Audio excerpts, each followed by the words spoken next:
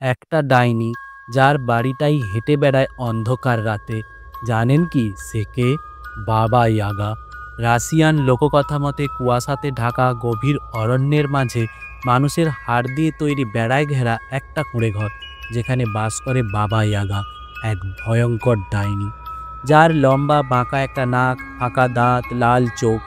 ঘরটি মুরগির পায়ের উপর দাঁড়িয়ে থাকে, রাতের অন্ধকারে ইচ্ছে মতো ঘোরে। বাবা ইয়াগা মানুষ হলেও তার ক্ষমতা অসীম। সে ভূত, ভবিষ্যৎ, বর্তমান সব দেখতে পায়। একটা পাথরের খুন্তি ও পাথরের বৃহৎ ঝাঁটায় চড়ে আকাশে উড়ে বেড়ায়।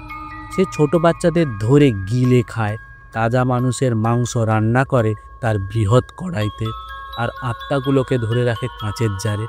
সে শিকারের আগে আপনার পরীক্ষা নেবে, কঠিন ও বিপজ্জনক কাজ করতে বলে। যদি ভুল করেন তাহলেই আপনার শরীর চিড়ে হাড় বের করে তৈরি করে তার ঘরের আরেকটি পিলার। কিন্তু সে খুশি হলে অনেক ধন সম্পত্তি দিয়ে সাহায্য করে। আপনি তার পরীক্ষায় অংশ নিতে যাবেন নাকি? কমেন্টে জানান।